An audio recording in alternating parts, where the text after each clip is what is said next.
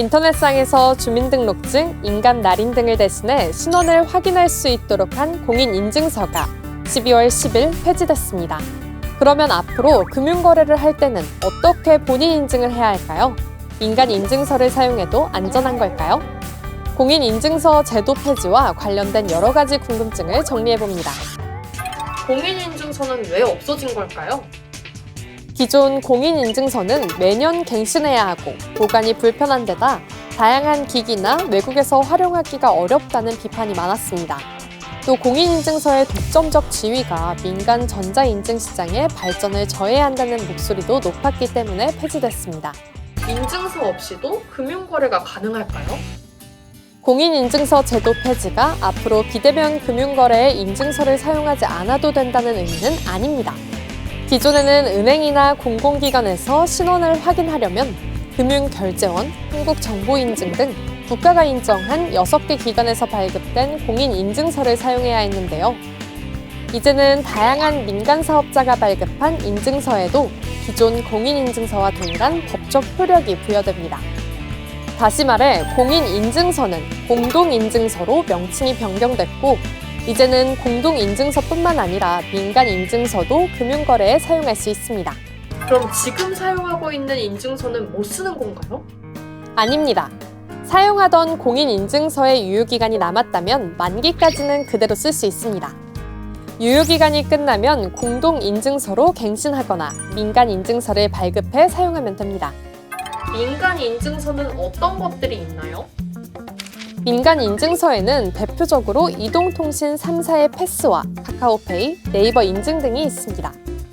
KB국민은행 등 은행권도 자체적으로 인증서를 내놓았는데요.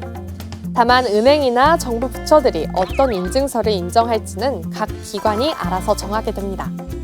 인증서마다 이용 방법, 금융거래별 이용 범위 등이 각기 다르기 때문에 자신에게 맞는 인증서를 미리 알아보고 선택할 필요가 있습니다. 그런데 민간인증서가 기존 공인인증서에 비해서 어떤 점이 좋은 건가요? 일단 발급이 간편합니다.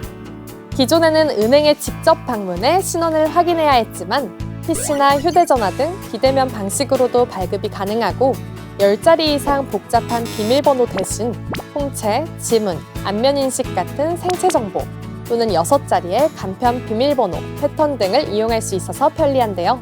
또한 액티브엑스나 방화벽, 키보드 보안 프로그램 등 실행 파일을 따로 설치하지 않아도 됩니다. 내년 초에 시작되는 연말정산, 민간인증서도 쓸 수 있나요? 물론이죠. 정부는 내년 1월부터 국세청 홈택스 연말정산 간소화 서비스와 행안부의 정부 24 연말정산용 주민등록등본 발급 서비스 등 주요 공공 웹사이트에 민간인증서를 도입합니다.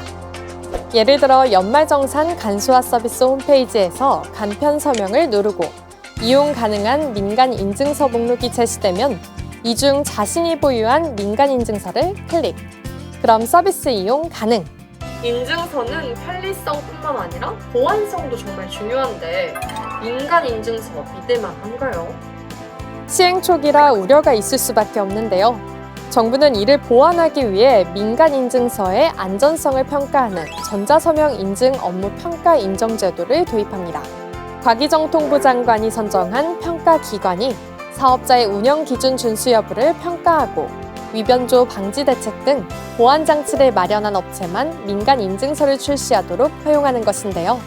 또한 금융위원회는 출금이나 이체 같은 금융거래에 대해서 보다 엄격한 보안 심사를 거친 인증서를, 대출이나 고액 자금이체 같은 고위험 거래에 대해서는 복수의 인증수단이 사용되도록 규제할 방침입니다. 금융회사의 책임도 함께 강화되는데요.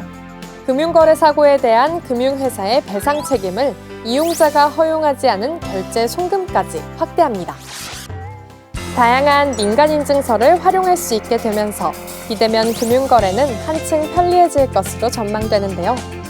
정부 각 부처는 블록체인과 생체인식 등 신기술이 적용된 새로운 전자서명 서비스가 개발 이용되도록 지원하면서 다른 한편으론 보안성이나 신뢰성을 엄정하게 평가해 민간인증서 도입으로 인한 혼선과 우려를 불식할 계획입니다. 굿바이 공인인증서.